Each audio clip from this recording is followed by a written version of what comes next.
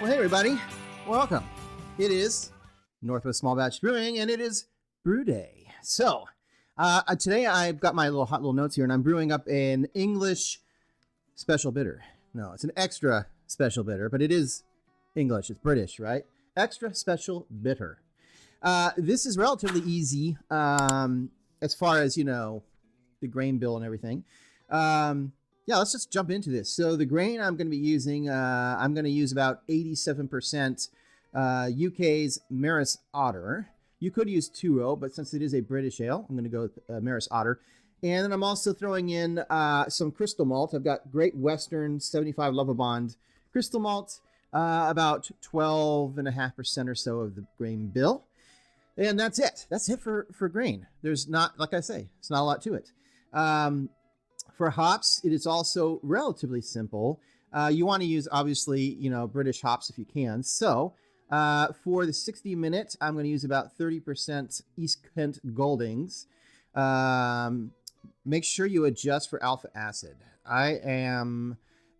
They came in lower than I wanted them to be, like the recipe was, I had planned for. So 3.3 alpha acid is what came on those Kent Goldings. And so you'll have to make adjustments depending on what you get. The other part of the 10 or 60 minute edition is Pearl. I call them Pearl. I know some people say Pearly. Pearly just sounds weird to me, so I'm just going to call them Pearl hops, whether that's right or wrong. And that's, again, about a 31%, so it's equal amounts of those two hops for the 60 minute. And then the 10 minute edition is going to be Northern Brewer hops, about 10%, close to 10%. East Kent Goldings as well, about 13%. And that's the 10 minutes. And then I'm also going to do a dry hop, around 13% dry hop. Same thing, East Kent Goldings. So East Kent Goldings is the show headliner. Yeah, words. And then the yeast I'm going to use is your standard SO4 because it's a British ale yeast, and this is a British ale. Boom. That's it. That's all. As far as the dry hop goes, I'm going to do that the last 4 days before I keg, and then I'll remove the hop bag, or transfer the beer. I haven't decided yet. But let's get over to the kitchen and start milling the grain and get this thing going. All right, I'm going to throw all my grain in the mill, and I'm going to actually throw it in a second time and mill it twice, just holding off on the oats because those do not need to go through the mill. All right, so I got my strike water up to 155 degrees Fahrenheit. And then I dumped in the grain, used my trusty drill whip, and made sure there was no dough balls. After an hour mash, it's time to drain the main grain.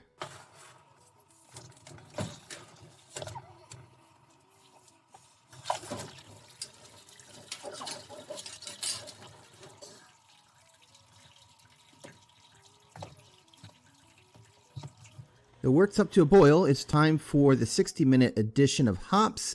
I'm putting in 16 grams of East Kent Goldings and 16 grams of Pearl or Pearly hops. There's 10 minutes left in the boil, so it's time for the final hop addition.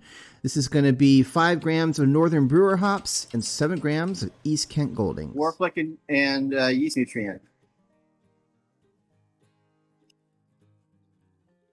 I let the beer no chill overnight in the pot, and then the next day, as you can see, I transferred it into the fermenter. I need to reintroduce oxygen into the wort, so I'm going to shake the bejesus out of my fermenter for 2 minutes. Set a timer. Now that the shaking's done, I'm going to go ahead and just pop on the floating dip tube. All right, so this is the yeast I'm pitching, SO4. It's a British ale yeast, which makes sense because this is a British ale. Although I'm probably going to regret this later because I have had really bad results with SO4 between flavor and final gravity, but we shall see. Well, there's nothing left to do now but stick on an airlock, fill it with some sanitizer, set it aside, and start fermenting.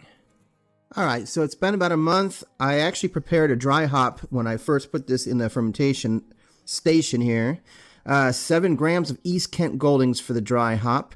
It's about 4 days before I'm going to keg this. I'm going to drop that dry hop into the beer using sous vide magnets, and then I'm going to pull it out before I do the final kegging.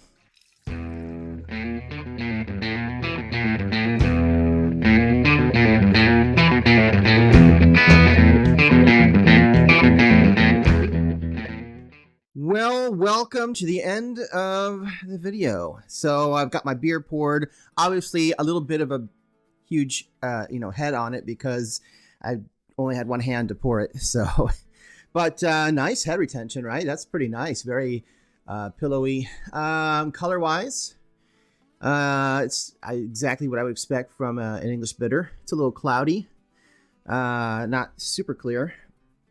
And yeah, looks good. Let me go over the stats real quick here. I'll throw them up on the screen. Hopefully I wrote down what my software told me, but see, I was expecting 1060 as the original gravity. I got 1062, so that's fine. It's close. Final gravity was expected to be 1014. I got 1023, and I even went through several steps to try to get the gravity to move lower. It just wouldn't budge. And this is where I was saying earlier that I've had this problem with SO4 yeast before where it just will not attenuate out. I just don't think I'm going to use it anymore. I'll tell you, yeah, I just think I've had too much bad luck with it. But, some people it works great. I don't know. So I was expecting around a 6.1% ABV, but I got 5.6. I'm fine with that. The rest is the same. By the way, you probably can't see this, but if you have notes, like a recipe written out, and when you're done brewing, it doesn't have a lot of marks and cross-outs and corrections on it, then you've done something wrong. No beer ever turns out exactly what you expect it to be on paper.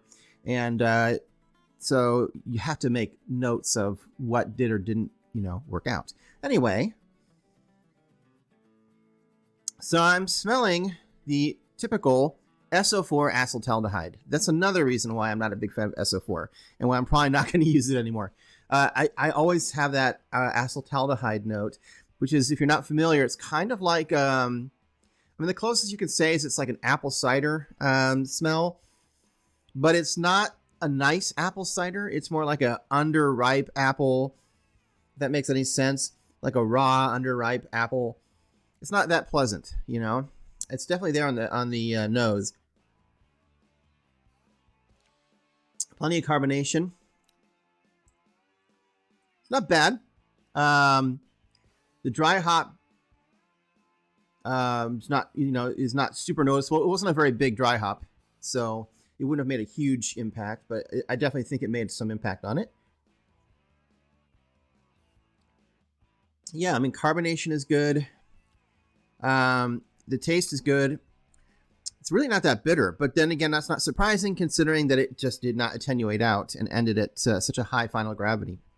But that being said, maybe it's the dry hop, but I really don't feel like it's super malty either. So I think it's good. I'd like to try this one again sometime and use some other kind of yeast besides SO4. But otherwise, I think everything else turned out as expected. So thanks for sticking with it. I'll be back in another week for another brewing type video. And until then, keep on brewing.